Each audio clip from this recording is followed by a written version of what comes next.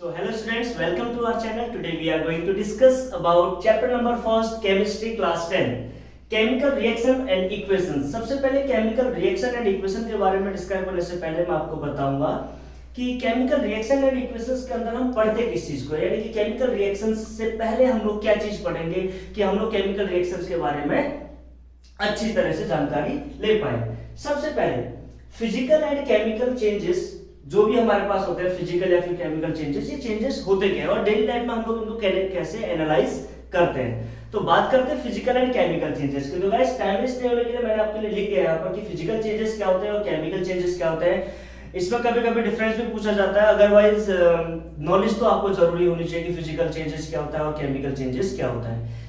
तो guys physical changes वो change होता है जहां पर किसी भी रिएक्शन के अंदर पहले तो फिजिकल चेंज होता है वो इन्वॉल्व नहीं होता है किसके अंदर, केमिकल रिएक्शंस के अंदर। सबसे पहली बात याद रखना कि जो फिजिकल चेंज होता है वो क्या होता है, physical change do not involve any chemical reactions, यानी फिजिकल चेंज को फिजिकल अपना अपना अपना शेप चेंज करने के लिए किसी भी रिएक्शन की जरूरत नहीं पड़ती, क्योंकि रिएक्शंस केमिकल रिएक्शंस वो कहलाता है जहां पे कोई न्यू सब्सटेंस को हम लोग क्रिएट करते हैं, यानी कि न्यू सब्सटेंस अगर फॉर्म्ड होता है तो वो केमिकल रिएक्शन होता है। लेकिन फिजिकल चेंज का मतलब क्या हो गया कि भाई ये मार्कर है, इस मार्कर को या फिर ये मार्कर की जगह मैंने इसको क्या ले लिया, इसको मैंने ले लिया एक साइड से वाटरमेलन ले लिया और वाटरमेलन को मैं कट कर रहा हूं पीसेस में। तो ये क्या चीज है हमारे पास में, क्या ये फिजिकल चेंज है कि केमिकल चेंज है? तो गाइस ये फिजिकल चेंज है, हम लोग केवल उसको फिजिकली चेंज कर रहे हैं, बट केमिकली वो चेंज नहीं हो रहा है हमारे पास। अब दूसरी चीज फिजिकल चेंज के अंदर सबसे पहला example dissolving of sugar in water. अगर आप पानी के गिलास में अगर आप स्वीट वाटर बनाना चाहते हो और उसके अंदर अगर आप शुगर डाल दो, चाहे सॉल्ट डाल दो, कुछ भी चीज डाल सकते हैं आप, अगर उसको डिसॉल्व कर देते हैं तो क्या वो केमिकल चेंज है? नहीं, वो एक फिजिकल चेंज है। Dissolving of sugar in water वो क्या है हमारे पास, एक फिजिकल चेंज है, वो फिजिकल स्टेट को चेंज कर रहा है अपने आप। दूसरी कंडीशन स्पंज ऑब्जर्विंग वाटर। अब आप लोगों ने देखा होगा कोई भी स्पंज होता है हमारे पास, वो वाटर को क्या कर लेता है, ऑब्जर्व कर लेता है। तो ऑब्जर्व करने के बाद वो कोई नए सब्सटेंस को फॉर्म नहीं कर रहा है, वो अपने केवल फिजिकल चेंज को चेंज कर रहा है, वो यानी अपने शेप साइज को अगर फिजिकल से ही वो केवल चेंज हो रहा है और किसी चीज को वो चेंज नहीं कर रहा है। तीसरी कंडीशन बॉइलिंग ऑफ वाटर। अगर मैं बॉइलिंग ऑफ वाटर की बात करूं तो अगर वाटर को हम लोग बॉईल करते हैं तो क्या होता है हमारे पास, गैस बन के ऊपर उठ जाएगा। और आप लोगों ने देखा होगा वाटर फॉर्मेशन जो होती है हमारे पास क्लास 11th में जो फिजिक्स है उसके अंदर हम लोग इन चीजों को पढ़ते हैं। तो जैसे अगर रेन फॉर्मेशन जो है उसका हम लोगों ने जो फिजिकली एग्जांपल लिया हुआ है वो वाटर बॉइलिंग से लिया हुआ है। वाटर बॉइलिंग का मतलब क्या है, आपने एक बर्नर लिया, उस बर्नर के ऊपर आपने एक अपना कोई भी मेटल रखा, जैसे कि कोई एक कढ़ाई वगैरह होता है उसको रख लिया, तो उसके बाद अगर उसमें आप पानी डालते हो, अगर वो क्या होता है हमारे पास, वो हीट होने के बाद में वो अपने आप ही भाप बनकर क्या होता है, वाटर वेपरेशन उड़ने लगता है ऊपर की तरफ को। अगर उसके ऊपर से हम ढक्कन को रख देते हैं किसी भी चीज को, तो आपने थोड़ी देर में देखा होगा कि जब वाटर ठंडा होता है तो उसमें वाटर ड्रॉप्स बन जाती है, और यही वाटर ड्रॉप्स आपको रेन फॉर्मेशन कहलाती है, यानी कि यही हमारे पास बारिश होने का कारण है। नीचे से जो भी चीजें वाटर वेपरेशन के मीडियम से ऊपर जाती है तो एक लिमिटेड कंडीशन में ऊपर जाने के बाद वो क्या हो जाती है, बहुत ही ज्यादा ठंडी हो जाती है, जिसकी वजह से वाटर ड्रॉप्स में कन्वर्ट हो जाती है। तो ये सभी चीजें क्या हमारे पास फिजिकल चेंज के अंदर इन्वॉल्व होती है। तो बेसिकली आपको ये चीज याद रखना है कि फिजिकल चेंज वो चेंज होता है जिसमें कोई भी केमिकल रिएक्शन इन्वॉल्व नहीं होती, लेकिन उसी के अपोजिट में क्या है हमारे पास, केमिकल चेंज। अब केमिकल चेंज क्या होता है हमारे पास, केमिकल चेंज देख लीजिए आप एक बार, ये chemical change do involve in chemical reaction. भाई केमिकल चेंज वो होगा जो केमिकल रिएक्शन में इन्वॉल्व होगा, यानी कि जो नया सब्सटेंस फॉर्म करेगा आपको। जैसे कि आप एग्जांपल ले सकते हैं रेस्पिरेशन। रेस्पिरेशन एक बहुत अच्छा एग्जांपल है। रेस्पिरेशन का मतलब कितने बच्चे पता क्या समझ रहे होते हैं, रेस्पिरेशन का मतलब सर मैंने सांस अंदर ली, बस ये रेस्पिरेशन हो गया? नहीं, सांस लेने को that is not a respiration. Respiration क्या चीज है, आप किसी भी चीज को ऑब्टेन करते हो, जैसे फूड को भी लिया आपने, जैसे ग्लूकोज की फॉर्मेशन C6H12O6 विद ऑक्सीजन, आप अंदर O2 हमने लिया, तो इसके बाद जो चीज हमें फॉर्म्ड होती है, तो हमारे पेट से जो गैस बाहर निकलती है हमारे पास वो कार्बन डाइऑक्साइड की फॉर्म में निकलेगी। वाटर बनेगा अगर कोई भी चीज हम लोग अंदर ले गए, फॉर्म ऑफ ग्लूकोज को अंदर ले गए। अब उसके बाद जो चीज रिलीज होगी वो क्या होगी हमारे पास, यहाँ पर एनर्जी रिलीज होगी। तो ये हमारे पास क्या है, केमिकल चेंज है कि भाई हमने कोई चीज ली और वो अलग अलग फॉर्म्ड होने के बाद में हमें एनर्जी देने का काम कर रही है, यानी कि ये केमिकल चेंज हमारे पास हो गया। Second example, photosynthesis. फोटोसिंथेसिस की प्रोसेस होती है वो ग्रीन प्लांट्स में होती है हमारे पास में, और आपको पता है जो प्लांट्स होते हैं वो क्या करते हैं, फोटोसिंथेसिस की प्रोसेस से हम अपने फूड को ऑब्टेन करते हैं। यानी कि फोटोसिंथेसिस क्या आता है, as a form of light आती है हमारे पास क्लोरोफिल से, और उसके बाद में क्या करती है वो अपना फूड ऑब्टेन करते हैं प्लांट्स जो है। तो ये चेंज हो गया हमारे पास, यानी एक फॉर्म से दूसरे फॉर्म में चेंज हो रहा है, यानी कि यहाँ पर क्या है, केमिकल चेंज। बेसिकली आप ध्यान रखना कि जो केमिकल चेंज होगा वो कुछ ना कुछ न्यू सब्सटेंस को फॉर्म जरूर करेगा। अगर न्यू सब्सटेंस फॉर्म नहीं होता तो वो केवल फिजिकल चेंज होगा, केमिकल चेंज वो नहीं हो सकता। आप सपोज कीजिए वाटर है हमारे पास, वाटर को मैंने फ्रीजिंग पॉइंट पे रखा और वो क्या हो गया हमारे पास, आइस में कन्वर्ट हो गया।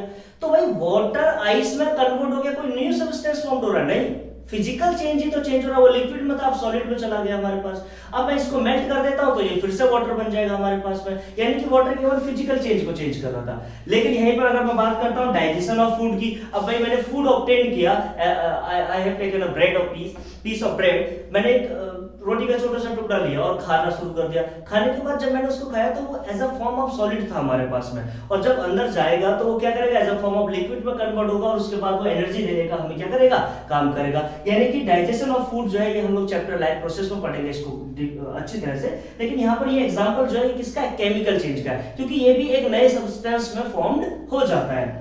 लास्ट हमारे पास बर्निंग ऑफ पेपर। भाई बर्निंग ऑफ पेपर कह लो, चाहे किसी भी चीज को आप बर्न करते हैं, जैसे कि कुछ एग्जांपल ले लेता हूं, अगर आप कार्बन को बर्न करते हैं, और आपको पता है कि बर्निंग के लिए हमेशा ऑक्सीजन की प्रेजेंटेशन होनी जरूरी है। अगर ऑक्सीजन नहीं है, हम कहते हैं ना कि कभी भी सिलेंडर में अगर आग लग जाती है तो उसको कैसे बुझाना है, तो कंबल लपेट दो। लपेटने का मतलब क्या होता है कि उसमें ऑक्सीजन जाने की जगह नहीं होती, अगर ऑक्सीजन जाना बंद हो गया तो वो अपने आप ही गैस वहां पर आग लगना बंद कर देती है। तो जैसे कार्बन हो गया हमारे पास, कार्बन को अगर हम ऑक्सीजन के साथ मिलाते हैं O2 के साथ में, तो क्या बनाता है, ये CO2 गैस रिलीज करता है, और ये ऊपर जाने का मतलब है कार्बन डाइऑक्साइड गैस हमेशा ऊपर की तरफ जाती है, तो कार्बन डाइऑक्साइड गैस फॉर्म कर देता है। यानी कि जब दो चीजें रिएक्ट करती हैं, तो जब जो दो चीजें रिएक्ट करेंगी तो इनको क्या कहते हैं, रिएक्टेंट कहते हैं। क्या कहते हैं इनको, रिएक्टेंट। और जो चीज फॉर्म्ड होती है तो उसको कह देते हैं हम लोग क्या, product.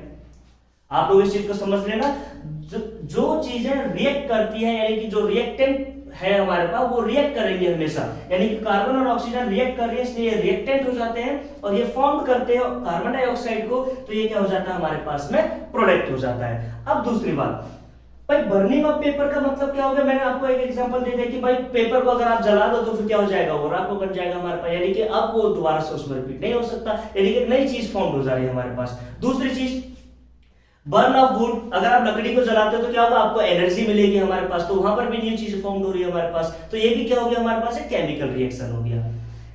Burning of paper, digestion, food, photosynthesis, respiration, ये सभी चीजें हमारे पास क्या है, ये सभी चीजें हमारे पास केमिकल रिएक्शंस यानी कि केमिकल चेंजेस हैं, और फिजिकल चेंजेस है जहां पर केवल उनका शेप और साइज केवल चेंज हो रहा हो और कोई भी चीज चेंज नहीं होती है, उनकी स्टेट हमेशा चेंज हो रही हो। स्टेट आपको पता है सॉलिड, लिक्विड एंड गैस, केवल ये तीन स्टेट चेंज होती है, तो वो चीज है। लेकिन जहां पे न्यू सब्सटेंस फॉर्म्ड होता है उसको हम लोग क्या कहते हैं, यहाँ पर उसको कहते हैं हम लोग केमिकल चेंज। तो गाइस आगे चलकर हम लोग पढ़ते हैं कि क्या हमारे पास, जैसे इसमें बोला गया केमिकल रिएक्शंस क्या होती है, केमिकल इक्वेशंस क्या होती है, और बैलेंसिंग इक्वेशन क्या होती है। तो इन दोनों चीजों के बारे में बात करेंगे। सबसे पहले तो chemical reaction and chemical equation. तो ये मैंने बहुत बड़ा एक आपको डिफाइन कर दिया कि चेंजेस में इसको आप इस तरीके से भी लिख सकते हैं कि physical change and chemical change में दो तीन डिफरेंस लिखो। आप लिख सकते हैं कि फिजिकल चेंज क्या होता है, do not involve in chemical reaction, और केमिकल चेंज क्या होता है, इन्वॉल्व इन केमिकल रिएक्शंस। यानी कि यहाँ पे रेस्पिरेशन है, फोटोसिंथेसिस, डाइजेशन है, बर्निंग ऑफ पेपर है, लेकिन यहाँ पर एग्जांपल क्या है, dissolving of sugar in water, sponge absorb the waters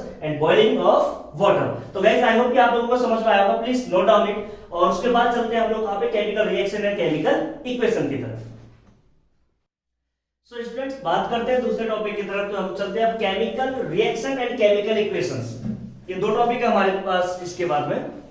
तो क्या बोलता है, केमिकल रिएक्शन क्या होता है और केमिकल इक्वेशन क्या होती है, दोनों में क्या डिफरेंस है। गाइस डिफरेंस कुछ नहीं है दोनों में, एक नॉर्मल फॉर्म में है और एक मैथमेटिकल रिप्रेजेंटेशन फॉर्म में है।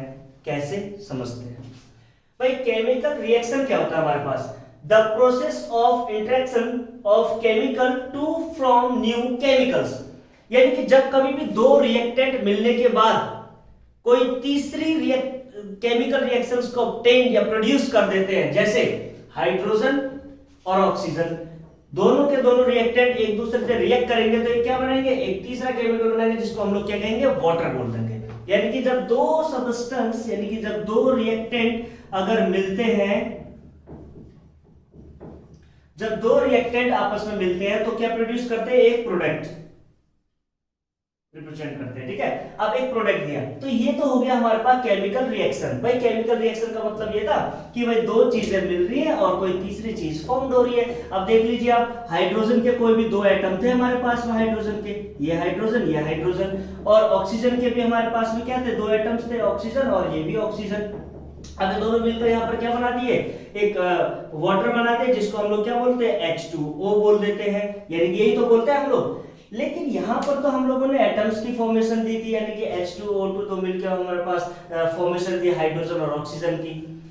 सेम एज इट इज हम लोग केमिकल इक्वेशन में क्या पढ़ते हैं कि इसी केमिकल जो रिएक्शन है, यही जो केमिकल रिएक्शन है, इसी को हम मैथमेटिकल सिंबलिक फॉर्म में कैसे रिप्रेजेंट करते हैं। तो देखिए क्या लिखा मैंने, the chemical equation is a symbolic representation of a chemical reaction where the reactant and product are show by their symbols. यानी कि वो चीज है जहां पर इनके रिएक्टेंट और प्रोडक्ट को एक उनके किसके द्वारा, सिंबल्स के द्वारा रिप्रेजेंट किया जाए। अब सिंबल्स क्या है, जो हाइड्रोजन है इसका सिंबल है H2, हाइड्रोजन है हमारे पास में, और ऑक्सीजन जो है इसका है हमारे पास O। जब मैं इन दोनों को मिलाता हूं H2 और O2 को, तो ये क्या प्रोड्यूस कर देता है, H2O प्रोड्यूस कर देता है हमारे पास में। अब मेरी बात को समझना कि ये तो होगी केमिकल रिएक्शन और ये क्या हो गया हमारे पास, केमिकल इक्वेशन। इक्वेशन से हमें सिर्फ इतना पता चल जाता है कि कौन से एलिमेंट, जैसे हाइड्रोजन एक एलिमेंट है तो ये एलिमेंट कितने नंबर ऑफ एटम्स में हमारे पास रखा गया है। जैसे कि हाइड्रोजन के दो एटम, ऑक्सीजन के भी दो एटम, और यहाँ पर क्या बना दिया, वाटर बना दिया आपके पास में। तो हम लोग देख लेते हैं कि भाई हाइड्रोजन के यहाँ पर भी दो है, ऑक्सीजन के भी दो है, तो यहाँ पे हाइड्रोजन के दो, ऑक्सीजन का एक है, तो ये अनबैलेंस्ड इक्वेशन हो गई हमारे पास। लेकिन इससे फर्क नहीं पड़ता कुछ भी, क्योंकि इसको बैलेंस करना हमें आना चाहिए। और इसके अगला वाला टॉपिक आपका बैलेंसिंग का है, उसमें हम लोग क्या देखते हैं, उसमें हम लोग हर एक किसी एलिमेंट के आगे का सिंबलाइज फॉर्म देखेंगे। इसमें हम लोग देखो मल्टीप्लाई कर देंगे। मल्टीप्लाई करने के लिए हम 1 का यूज तो नहीं करेंगे, क्योंकि 1 तो ऑलरेडी इनके आगे लगा हुआ है, आप लोग जानते हैं इस चीज को। तो 2 3 4 5 6 कुछ भी रख सकते हो आप इसके आगे। अब सपोज कीजिए इसी को बैलेंस करना है, तो क्या करूंगा मैं, H2 लिखा है मैंने, प्लस यहाँ पर O2 लिख दिया है, और यहाँ पर मैं H2O को समझा रहा हूं। तो यहाँ पर मैंने अगर देखा हाइड्रोजन 2 है, यहाँ पर भी हाइड्रोजन 2 है, यहाँ पर ऑक्सीजन 2 है, यहाँ पर 1 है, तो मैंने यहाँ पर क्या किया, 2 से मल्टीप्लाई कर दिया। तो मैंने देखा 2 ऑक्सीजन हो गए और यहाँ पर कितने हाइड्रोजन हो गए, 4 हाइड्रोजन हो गए। लेकिन यहाँ पर हाइड्रोजन 2 है और यहाँ पर भी मैंने 2 से मल्टीप्लाई कर दिया, तो ये आपकी बैलेंस बन गई इक्वेशन हमारे पास में। तो इस रिप्रेजेंटेशन को हम लोग क्या बोलते हैं, केमिकल इक्वेशन बोलते हैं। गाइस बात समझ में आएगी, क्लियर नहीं है?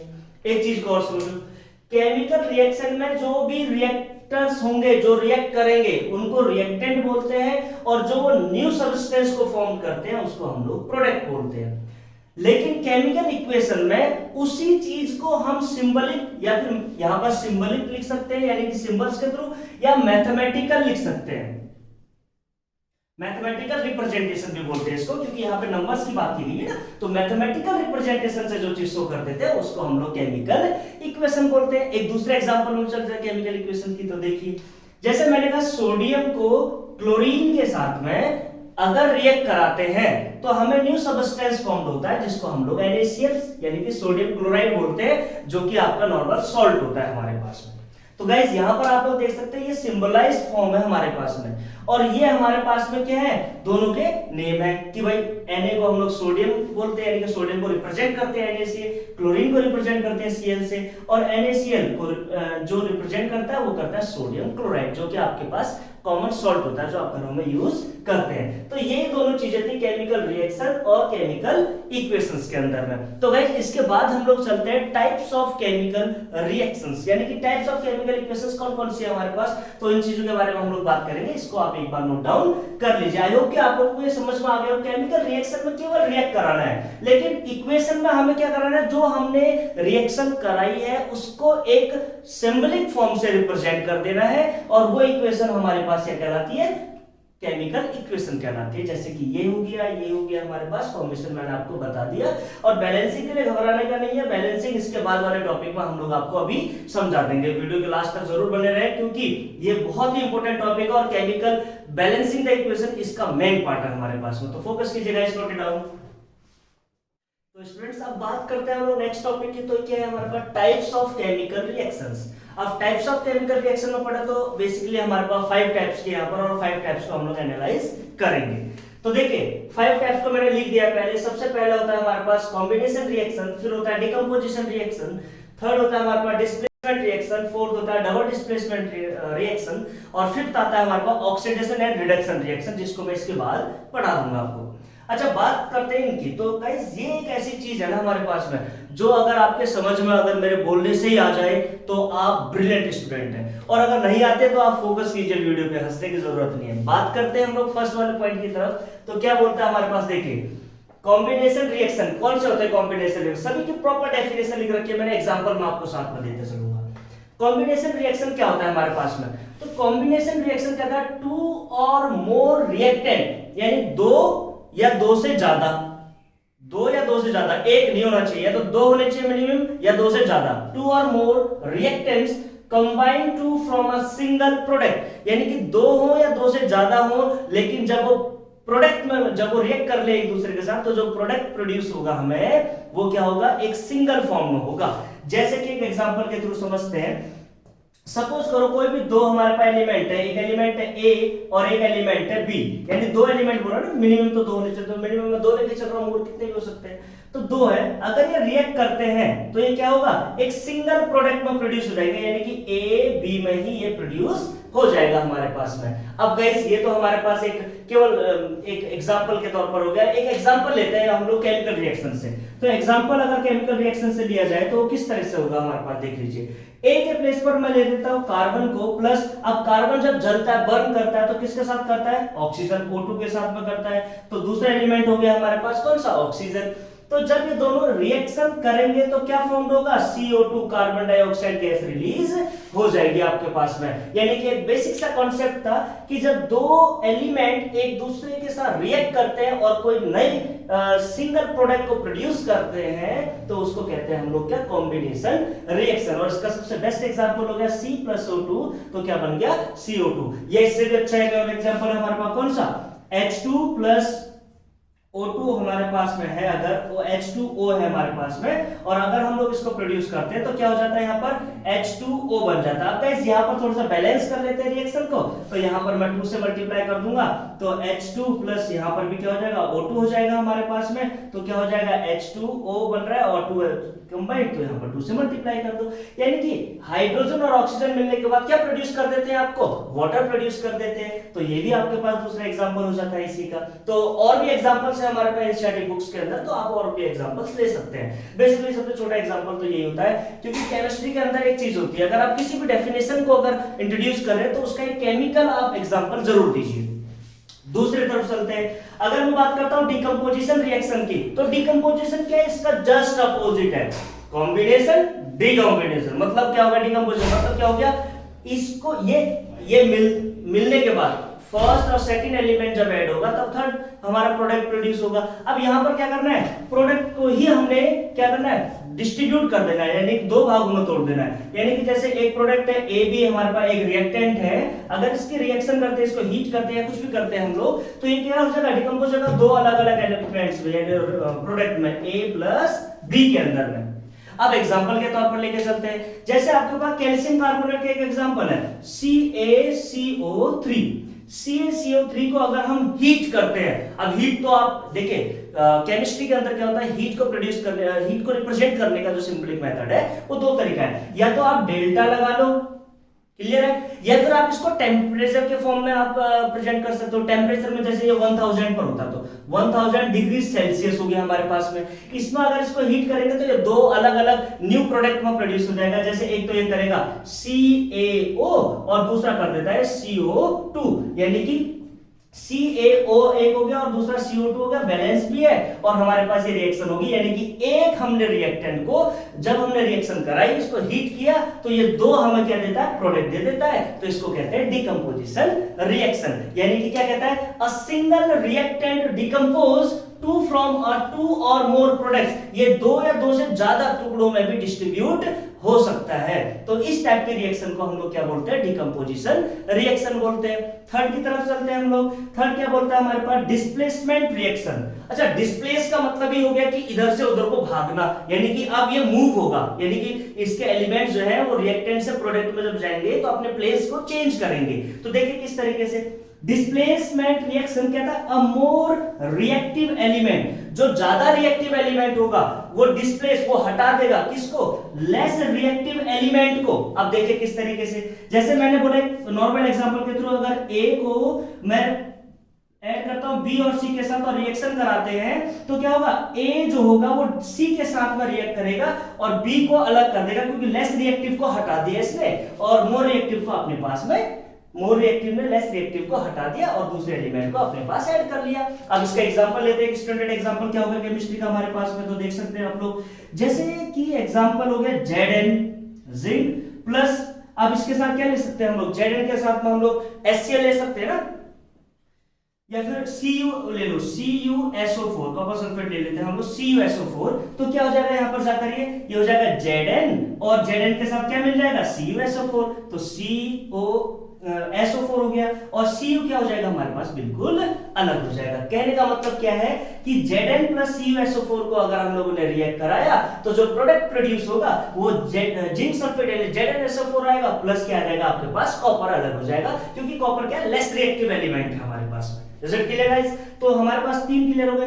अब फोर्थ वन आता है हमारे पास, कौन सा, डबल डिस्प्लेसमेंट रिएक्शंस। अब डबल डिस्प्लेसमेंट का मतलब क्या हो गया भाई, डिस्प्लेसमेंट में तो एक ही एलिमेंट डिस्प्लेस हुआ था, लेकिन डबल डिस्प्लेसमेंट में दोनों के दोनों एलिमेंट क्या हो जाएंगे, डिस्प्लेस्ड हो जाएंगे हमारे पास। देखिए किस तरीके से, छोटे से एग्जांपल्स के थ्रू। तो नॉर्मली फॉर्म लेते हैं, जैसे A और B हमारे पास कोई भी एक एग्जांपल है, अगर वो C और D दूसरे सब्सटेंस के साथ अगर हमारे पास रिएक्ट करता है तो यहां पर क्या प्रोड्यूस होगा हमें, एक तो AC मिल जाएगा और दूसरा BD मिल जाएगा हमें। अब बात करते हैं अगर हम लोग इसके एग्जांपल के, तो एग्जांपल क्या आप लोगों को याद है, बता सकते हैं क्या आप लोग, तो इसका एग्जांपल कौन सा ले लेते हैं हम लोग, इसका एग्जांपल देख लीजिए आप लोग एक बार लेने के लिए, कौन सा एग्जांपल लेते हैं एक बार देख लीजिए, एनालाइज कीजिए आप लोग।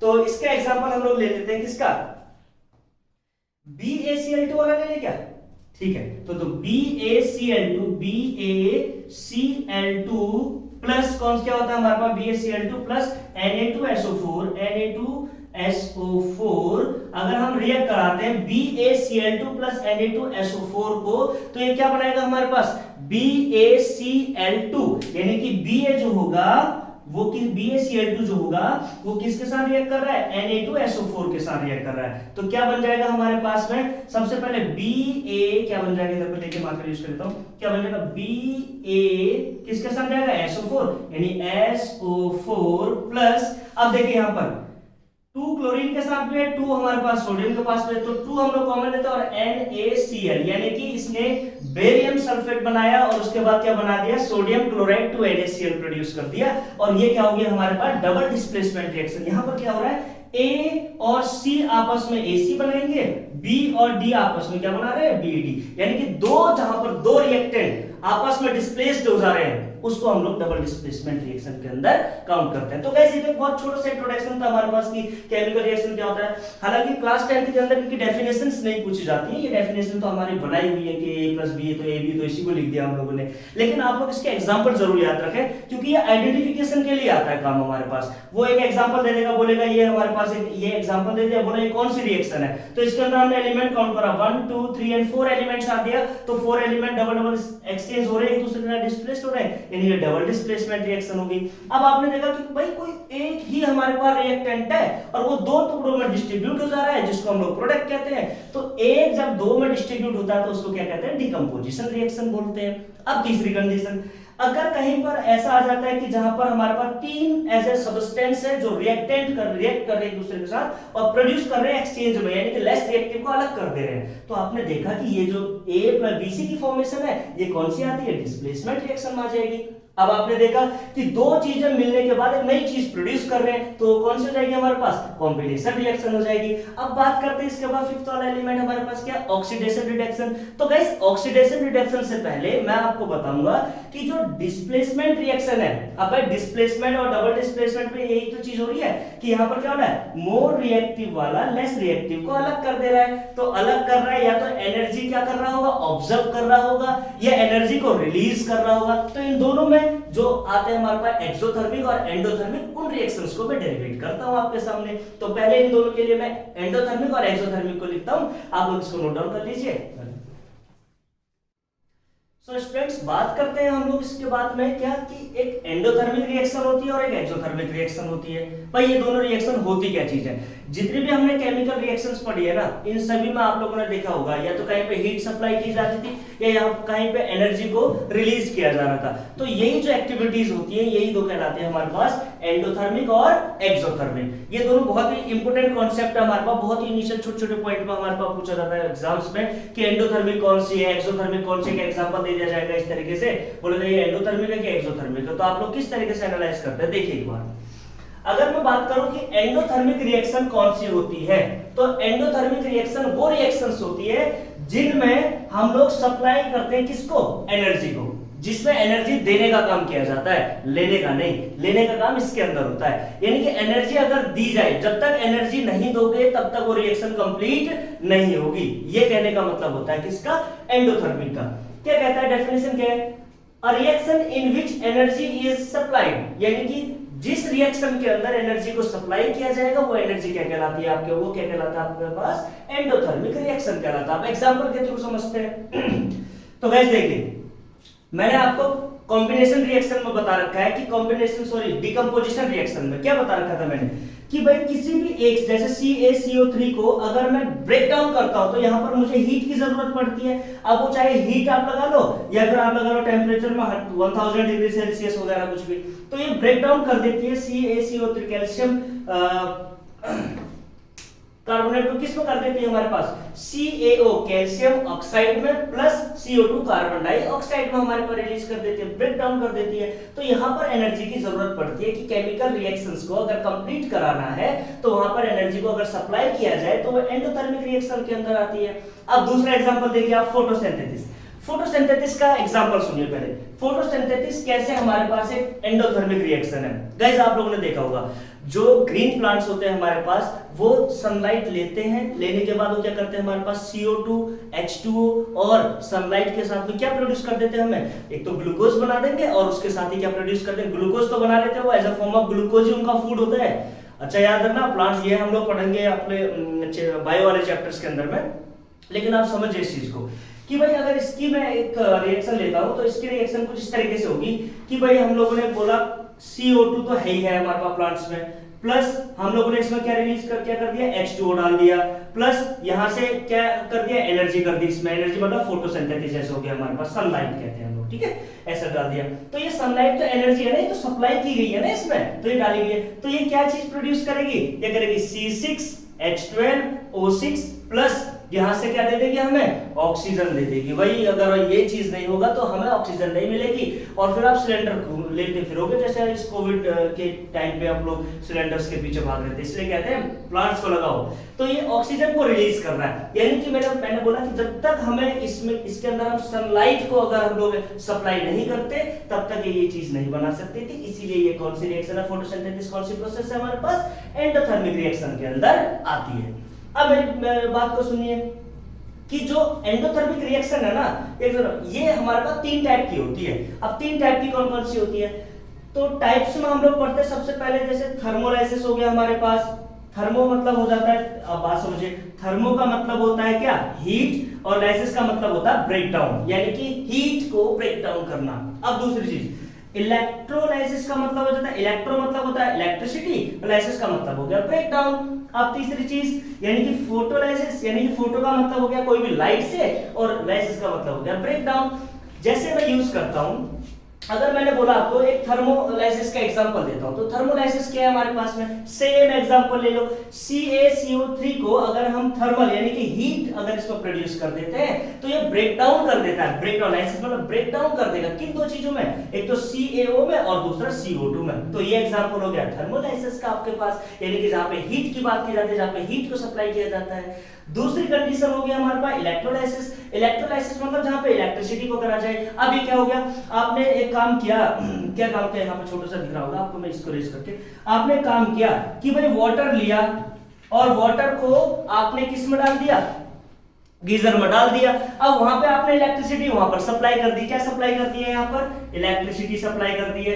अब इलेक्ट्रिसिटी अगर सप्लाई कर दी तो क्या बनाएगा, एक तो H2 बनाएगा और O2 की फॉर्मेशन में ऊपर को उड़ जाएगा, यानी कि H2 और O ऑक्सीजन हमारे पास क्या होगा, ऊपर की तरफ को उड़ने लगेगा, यानी कि हीट हो जाएगा। तो ये हमारे पास क्या हो गया, इलेक्ट्रोलाइसिस का एक एग्जांपल हो गया। थर्ड आता है हमारे पास फोटोलाइसिस। फोटोलाइसिस का मतलब क्या होगा, फोटो मतलब किसी भी चीज में अगर हम लोग सनलाइट डाल देते हैं या लाइट कोई भी चीज अगर उसमें सप्लाई करते हैं तो वो क्या करता है, जैसे एक एग्जांपल है छोटा सा AgCl का, तो अगर मैं AgCl2 को अगर देखता हूं तो ये क्या है, सनलाइट अगर इसमें प्रेजेंट कर दिया जाए तो ये अपने कलर को चेंज कर देती है गाइस। जो आपके पास व्हाइट एंड ब्लैक फोटोग्राफी जो होती है ना, वो इसी एग्जांपल के थ्रू होती है। AgCl2 Ag यानी सिल्वर है, ये क्या है, क्लोरीन है हमारे पास में, तो इसमें कन्वर्ट हो जाता है और यहाँ पर सिल्वर क्या होता है, अपने कलर को चेंज कर देता है। तो ये क्या हो गया, फोटोलाइसिस के अंदर आ गया। तो ये तो हमारे पास था एंडोथर्मिक रिएक्शन, आई होप कि आप लोगों को अच्छी तरह समझ में आया होगा। दूसरा कॉन्सेप्ट है मेरे पास में कौन सा, एक्सोथर्मिक। एक्सो का मतलब हो गया कि भाई वो क्या करती है, इवॉल्व करती है, यानी कि वो रिलीज करेगी एनर्जी को। ये तो सप्लाई, अब कैसे करती है सप्लाई, जैसे ये मैंने एग्जांपल लिया मीथेन का।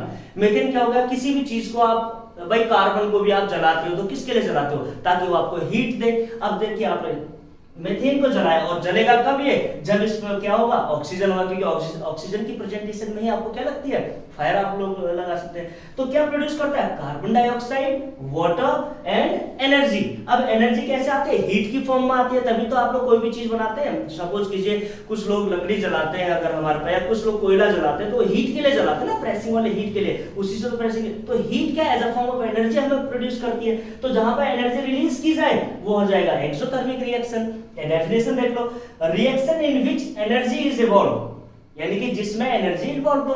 अब दूसरा रेस्पिरेशन। गाइस अब रेस्पिरेशन को बड़े अच्छी तरीके से समझना, इसका अपोजिट कर देता हूं।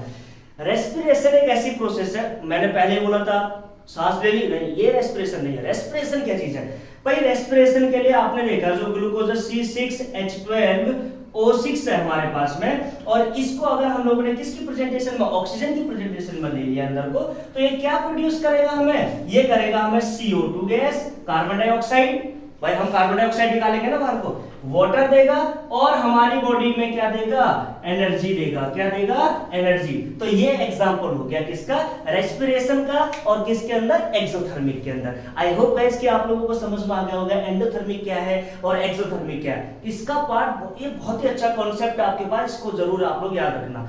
अब हम लोग चलते हैं आगे की तरफ, और आगे हमारे पास टाइप्स ऑफ केमिकल रिएक्शन कौन सा आता है, रेडॉक्स रिएक्शन। रेडॉक्स में हम लोग पढ़ेंगे किसका, ऑक्सीडेशन एंड रिडक्शन एजेंट्स। तो प्लीज गाइस इसको नोट डाउन कर लीजिए आप लोग एक बार। सो स्टूडेंट्स बात करते हैं रेडॉक्स रिएक्शन की। रेडॉक्स जो रिएक्शन होती है हमारे पास वो दो है, कौन कौन सी, एक तो ऑक्सीडेशन है और दूसरी रिडक्शन।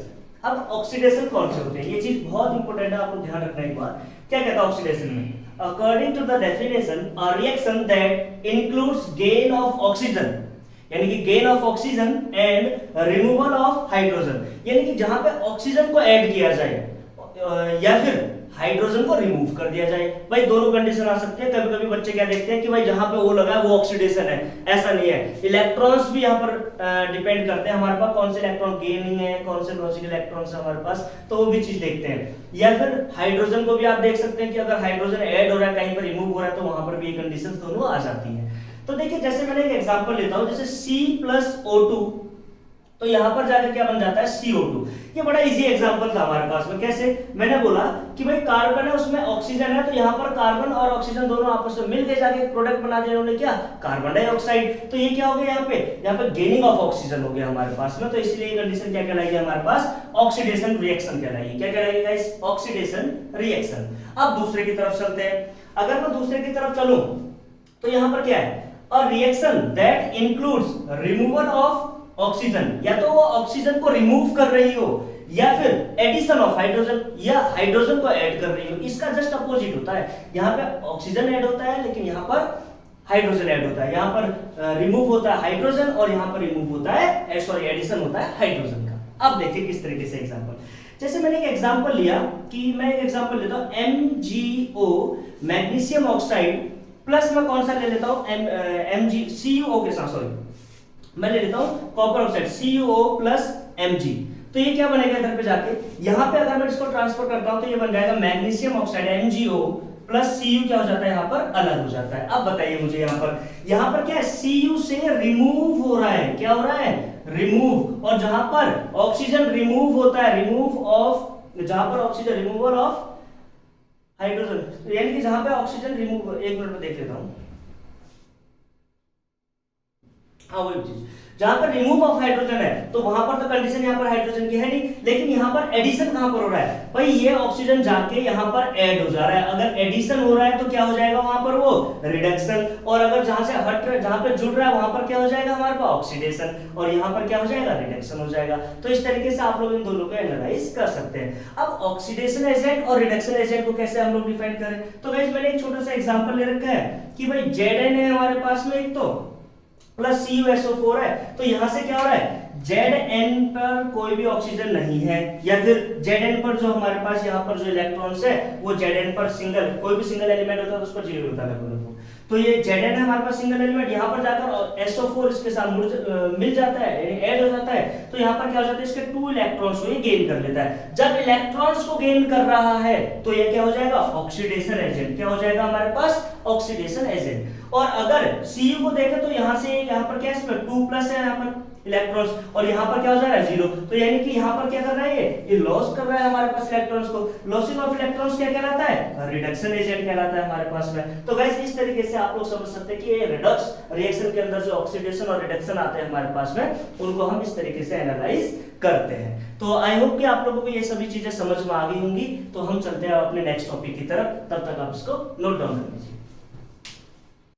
तो गाइस इस चैप्टर का सबसे इंपॉर्टेंट टॉपिक हमारे पास शुरू होने जा रहा है बैलेंसिंग द केमिकल इक्वेशंस, यानी कि कैसे बैलेंस करते हैं हम लोग इक्वेशंस को, और बैलेंस करना क्यों जरूरी है पहले तो ये समझिए। अगर आपको पता होगा लॉ कंजर्वेशन ऑफ मास के बारे में, तो क्या होता था हमारे पास में कि केमिकल रिएक्शंस में क्या होता था, लॉ कंजर्वेशन ऑफ मास के according the total mass of the reactant equals to total mass of the product, यानी कि नंबर ऑफ एटम्स क्या होना चाहिए रिएक्टेंट और प्रोडक्ट के इक्वल होना चाहिए। इसीलिए हमें जरूरत पड़ती है कि किसी भी इक्वेशन को अगर हम बैलेंस करते हैं कि लिखते हैं तो उसको पहले बैलेंस करना बहुत जरूरी है। तो देखिए छोटे से एग्जांपल्स के थ्रू शुरू करते हैं हम लोग। एग्जांपल नंबर 1 देखिए, मैं आपको यहाँ पे 4 से 5 एग्जांपल कराऊंगा, तो एग्जांपल नंबर 1 लेके चलते हैं हम सबसे पहले। सपोज कीजिए मैंने आपको यहाँ पे लिखा H2 और यहाँ पे लिखा प्लस O2, रिएक्ट करते हैं एक दूसरे के साथ तो बनाते हैं H2O, वाटर बना देते हैं। तो ये रिएक्शन तो हो गई हमारे पास में, लेकिन क्या ये बैलेंस्ड रिएक्शन है हमारे पास में, इज इट अ बैलेंस और नॉट?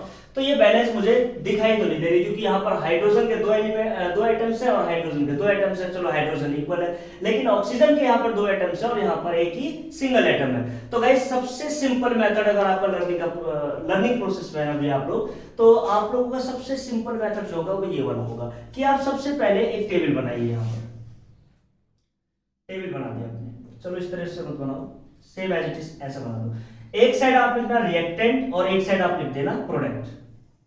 क्लियर है बात हमारे पास?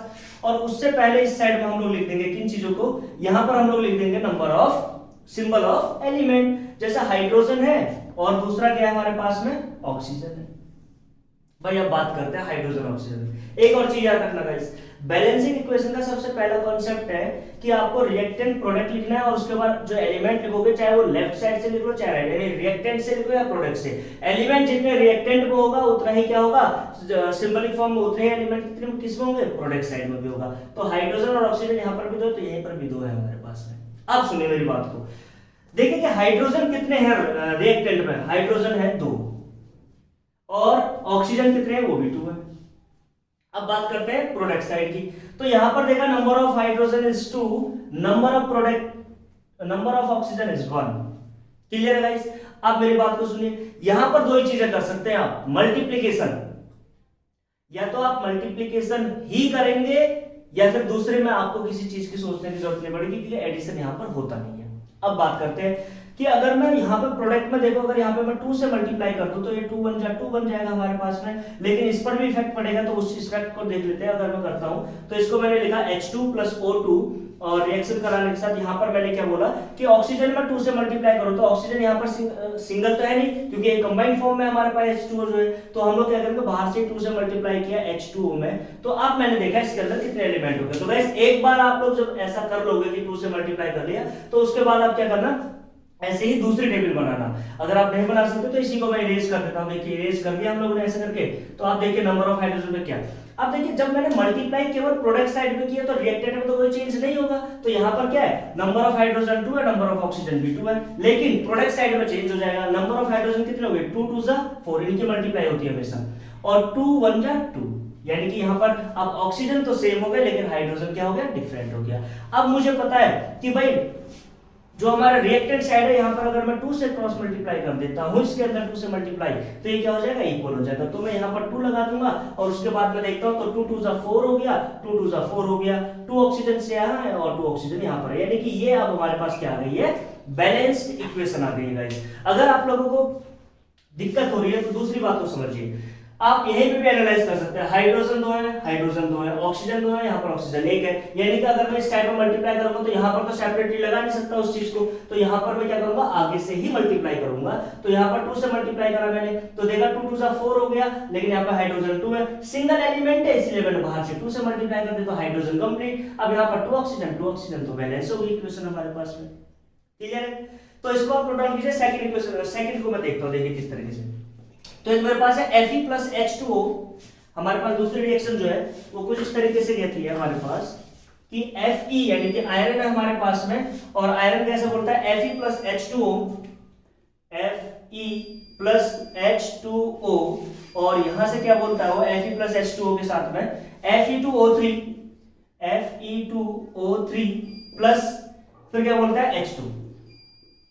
अब देखिए इसमें कैसे हम लोग एनालाइज करते हैं। सबसे पहले तो मैंने आपको बोला ड्रॉ द टेबल, तो टेबल ड्रॉ कर लेते हैं। सबसे पहले एक साइड रिएक्टेंट, एक साइड प्रोडक्ट, और यहां पर एलिमेंट आ जाएगा। एलिमेंट क्या है, Fe, दूसरा क्या है हमारे पास हाइड्रोजन, तीसरा क्या है हमारे पास ऑक्सीजन। तो गाइस देखिए यहां पर क्या है, आयरन कितने हैं यहां पर 1, और हाइड्रोजन कितना है 2, ऑक्सीजन कितना है 1। क्लियर होगी बात। अब प्रोडक्ट साइड में चलते हैं हम लोग, तो हमारे पास आयरन कितने हैं 2, ऑक्सीजन कितने हमारे पास 3, और हाइड्रोजन कितने हमारे पास 2। तो मुझे एक चीज तो समझ में आ गया कि भाई हाइड्रोजन तो बैलेंस्ड है, लेकिन मैं आयरन में अगर 2 से मल्टीप्लाई करूं, यानी कि जो Fe हमारे पास में, तो अगर 2 से मल्टीप्लाई करता हूं तो ये भी कंप्लीट हो जाएगा। और ऑक्सीजन में मैं यहां पर 3 से मल्टीप्लाई करूंगा, तो कर लीजिएगा ऐसे एक बार आप लोग देखिए, 2Fe प्लस ऑक्सीजन 3 चाहिए, तो यहां पर तो 3 से मल्टीप्लाई करनी होगी, तो क्या हो जाएगा 3H2O, और इधर जाएंगे तो सेम रहेगा हमारे पास Fe2O3 प्लस क्या हो गया H2 हमारे पास में। क्लियर हो गया। अब मैं देखता हूं दूसरे क्या हमने जो टेबल किया उसके अकॉर्डिंग क्या चेंजेस आए इसमें। तो देखिए एक रिएक्टेंट है इस साइड और इधर प्रोडक्ट है हमारे पास में, और यहाँ पे Fe है हमारे पास में, यहाँ पे हाइड्रोजन है हमारे पास में, और यहाँ पर क्या है हमारे पास में ऑक्सीजन। अब इस साइड आयरन कितने हो गए हमारे पास 2 हो गया, हाइड्रोजन कितने हो गए 3 2 जा 6 हो गए, और ऑक्सीजन कितने हो गए हमारे पास में 3 हो गए गाइस। राइट साइड में अगर मैं देखूं तो यहाँ पर तो एज इट इज रहेगा, सेम Fe2 रहेगा, ऑक्सीजन 3 रहेगी, और हाइड्रोजन भी हमारे पास 2 रहेंगे। मैंने देखा, मैंने सोचा कि हाइड्रोजन तो पहले से बैलेंस्ड है, लेकिन अब तो अनबैलेंस्ड हो गया हमारे पास में। तो अब आयरन और ऑक्सीजन तो हमारे पास क्या है, बैलेंस्ड है, लेकिन हाइड्रोजन अनबैलेंस्ड है। अगर हाइड्रोजन यहाँ पर देखा मैंने सेपरेट फॉर्मेशन में, तो यहाँ पर मैं क्या करूं, मल्टीप्लाई करूं 3 से, यानी कि अगर मैं यहाँ पर 3 से मल्टीप्लाई कर देता हूं तो ये क्या बन जाएगा, एक बैलेंस्ड केमिकल इक्वेशन बन जाएगी हमारे पास में, जो कि हम लोगों ने कर दिया। आयरन 2 है, आयरन 2 है, ऑक्सीजन कितना 3 है, हाइड्रोजन 3 2 जा 6 3 2 जा 6 है हमारे पास। Is it clear guys. Last example की तरफ चलते हैं हम लोग, और लास्ट एग्जांपल बड़ा अच्छा है हमारे पास में। ये आ रहा है ग्लूकोज से हमारे पास, तो देखते हैं किस टाइप की फॉर्मेशन है। देखिए तो कुछ इस तरीके से बोलता है हमारे पास में, बोला भाई CO2 है हमारे पास, CO2 प्लस H2O, और ये रिएक्ट करते हैं तो बनाता है हमारे पास में क्या, C6H12O6 बनाता है, और प्लस में क्या बनाता है O2 बनाता है हमारे पास में। तो गाइस ये रिएक्शन दे रखी है। अब मैंने एलिमेंट्स को देखा, मैंने इधर पे लिखा कि ये रिएक्टेंट है, ये प्रोडक्ट है हमारे पास में, नंबर ऑफ एलिमेंट लिखते हैं, कार्बन हो गया, ऑक्सीजन हो गया और हाइड्रोजन, ये 3 एलिमेंट है। तो कार्बन कितने इस साइड में हमारे पास में, रिएक्टेंट साइड में 1 कार्बन है, ऑक्सीजन कितने 2 और 1 3। अब हाइड्रोजन कितने हमारे पास में 2 है। अब मैंने राइट साइड में गया, प्रोडक्ट की साइड में, तो कार्बन देखा मैंने कितने यहाँ पर 6 है, हाइड्रोजन देखा मैंने कितने यहाँ पर 12 है हमारे पास में, और ऑक्सीजन मैंने देखा तो 6 और 2 कितने हो गए 8 हो गए हमारे पास। सबसे पहले कंडीशन में कार्बन इक्वल करना है, तो यहाँ पर क्या करना होगा 6 से मल्टीप्लाई करनी होगी, तो यहाँ पर 6 से मैंने मल्टीप्लाई कर दी। इज इट क्लियर ना? अब मैंने 6 से जब इसको मल्टीप्लाई करी तो मैंने देखा कि नया टेबल बन जाएगा रिएक्टेंट और प्रोडक्ट का। तो सिंबलाइज फॉर्म तो सेम हमारे पास, कार्बन है, ऑक्सीजन है और तीसरा क्या हमारे पास हाइड्रोजन है। अब देखिए कार्बन इस साइड में चेंज होगा, 6 कार्बन हो गए, हाइड्रोजन ऑक्सीजन कितना होगा 6 2 12, 12 और 1 13 ऑक्सीजन हो गए, और हाइड्रोजन हमारे सेम है, राइट साइड में तो बिल्कुल सेम रहेगा, उधर तो कोई चेंज हमने किया ही नहीं है, तो ये 12 हो गया। अच्छा मैंने देखा कि यार एक को रिएक्टेंट को इक्वल करने गए, दूसरा हमारा अनइक्वल हो गया। आप देखिए दोनों के दोनों, जबकि पहले कंडीशन में क्या था कि तीनों के तीनों अनइक्वल थे। तो गाइस मैंने यहाँ पर देखा कि यहाँ पर 8 है, यहाँ पर 13 है, यहाँ पर 2 है, यहाँ पर 12 है, यानी कि अगर मैं रिएक्टेंट साइड में अगर हाइड्रोजन में किससे मल्टीप्लाई कर देता हूँ, अगर मैं 6 से मल्टीप्लाई करता हूँ तो 6 2 से क्या हो जाएगा 12 हो जाएगा। तो मैंने यहाँ पर क्या लगा दिया 6 लगा दिया। अब देखते हैं क्या बनता है हमारे पास फॉर्मेशन। तो इसकी फॉर्मेशन के लिए हमारे पास क्या बनेगा, अब देखिए एक बार, तो यहाँ पर रिएक्टेंट हो गए, यहाँ पर हमारे पास प्रोडक्ट हो गया, और सिंबलाइज फॉर्म सेम रहेगा हमारे पास, क्या कार्बन हो गया और फिर ऑक्सीजन हो गया एंड हाइड्रोजन हो गए। तो कार्बन कितने हैं 6 कार्बन है यहाँ पर हमारे पास में, और ऑक्सीजन कितना है 6 2 12, 12 और 6 कितना हो गया 18, और उसके बाद नंबर ऑफ हाइड्रोजन कितना हो जाएगा 6 2 12 हो जाएगा हमारे पास में। इज इट क्लियर ना? अब मैंने राइट साइड में देखा तो यहाँ पर कार्बन कितना है हमारे पास 6 कार्बन है, नंबर ऑफ हाइड्रोजन कितने हमारे पास 12 है, और नंबर ऑफ ऑक्सीजन कितने 6 और 2 8 है हमारे पास में।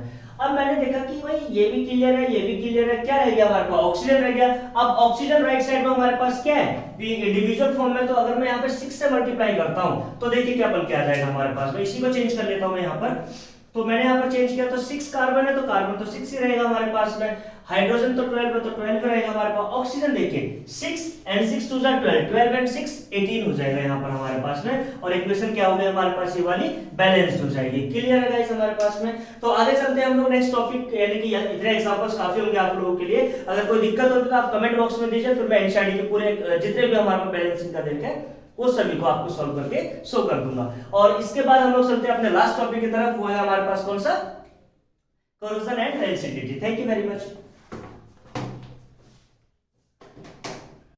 सो स्टूडेंट्स बात करते हैं लास्ट टॉपिक की इस चैप्टर के, और लास्ट टॉपिक जो है हमारा एक तो corrosion और दूसरा rigidity है हमारे पास में। तो दोनों की बात करते हैं, देखिए दोनों कितने इजी टॉपिक है हमारे पास। corrosion तो सभी जानते हैं, इसका बेसिक कॉन्सेप्ट जो आता है वो कहां से आता है, रस्टिंग ऑफ आयरन, यानी कि रस्टिंग ऑफ आयरन जो होता है हमारे पास, यानी रस्टिंग, रस्ट मतलब होता है जंग लगना। रस्टिंग ऑफ आयरन, जब लोहे के ऊपर जंग लग जाता है तो वो प्रोसेस जो होती है वो किसके अंदर आती है, हमारे पास कोरोशन के अंदर आती है। नॉर्मल भाषा में तो ऐसी बोलते हैं, लेकिन कैसे स्टेटमेंट है सी, when a metal is attacked by substance around it such as moisture, acid, etc, यानी कि कोई भी सबस्टेंस, जैसे कि मैं एक बात करता हूँ, एक लोहे का गेट है, उस लोहे को गेट को आप लेके आए और आपने वो खुले आसमान के नीचे बाहर रख दिया है, तो क्या होगा उस पे मॉइस्चर पड़ेगा रात में और हवा चल रही है, तो ऑक्सीजन है हमारे पास में, तो वो क्या करेगा उसको ऑक्सीडाइज कर देगा, और उस पर क्या हो जाएगा ब्राउन कलर की लेयर रख जाएगी, जिसको कहते हैं रस्टिंग ऑफ आयरन हम लोग। अब बात करते हैं, जैसे कि एक लोहे का कोई भी गेट था हमारे पास में, तो उसमें ऑक्सीजन होगी हमारे पास, ऑक्सीजन हमारे पास मतलब as a form of oxygen तो है ही, और दूसरा क्या है उसमें वाटर यानी as a form of moisture, तो गिरेगा तो क्या बनेगा वो, यानी कि हमारे पास Fe2O3 एंड NH2O बन जाएगा, जो कि एक रस्टिंग ऑफ आयरन की प्रोसेस है हमारे पास में। तो ये एग्जांपल है हमारे पास कोरोजन का। कोरोजन मेनली हम लोग उसको कहते हैं कि कोई भी चीज बाहर अगर रख देते हैं तो उसमें कोई भी अनदर कोटिंग लग जाती है, जैसे कि अगर आप बात करते हैं आयरन की, तो आयरन के ऊपर ब्राउन कलर की जो लेयर चढ़ जाती है वो मॉइस्चर के कारण होता है हमारे पास, तो उसका एक बेस्ट एग्जांपल है। अब दूसरी बात करते हैं इसको प्रिवेंट कैसे किया जाए, यानी कि प्रिवेंशन ऑफ कोरोजन। इसको हम लोग क्या कर सकते हैं, जो भी लोहे का गेट है उस पर हम लोग क्या करते हैं, पेंट कर देते हैं, ग्रीसिंग कर देते हैं, ऑयल लगा देते हैं उस पर हम लोग, तो उससे क्या होता है उस पर मॉइस्चर नहीं बैठता, उस पर एयर का कोई भी इफेक्ट नहीं पड़ता है, तो उस पर कोई भी रस्टिंग ऑफ आयरन यानी जंग नहीं लगता।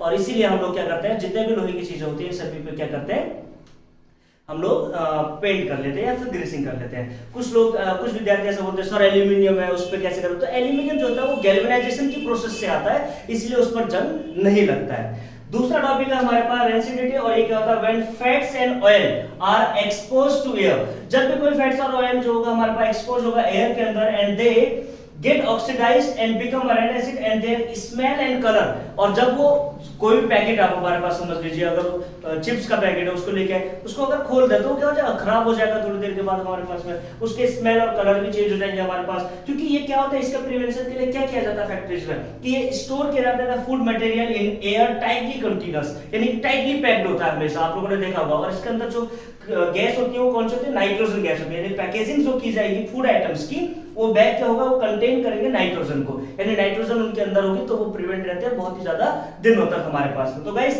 इस तरीके से हम लोगों ने टॉपिक को खत्म किया, किसको, कोरोजन और रेंसिडिटी को। सो आई होप कि आप लोगों को वीडियो पसंद आई होगी और कंटिन्यूटी बना के रखिए हमारे साथ में। इसके बाद नेक्स्ट चैप्टर हम लोग स्टार्ट करेंगे केमिस्ट्री का, एसिड एंड बेस सॉल्ट हम लोग। तो देखते हैं कितने आप लोग व्यूज देते हैं, और वॉच टाइमिंग को बढ़ाइए, पॉज मत कीजिए वीडियोस को। हर एक पॉइंट आपके लिए बहुत ज्यादा इंपॉर्टेंट है। ये बिल्कुल फिजिकल रूप से हम लोग जो चीज पढ़ा रहे हैं, कंटेंट बहुत अच्छा है हमारे पास में, और आप लोग देख लीजिए, इसको स्क्रीनशॉट ले सकते हैं, या फिर आप लोग अगर पढ़ने के लिए बैठते हैं तो कॉपी लेके जरूर चलिए, जो जो चीज हम बोलते हैं उस चीज को नोट डाउन करिए, एग्जांपल्स आपको लिखते लिखते याद हो जाएंगे हमारे पास में। तो गाइस कंटिन्यूटी बना के रखिए। Thank you very much for watching this video. Please like and subscribe our channel.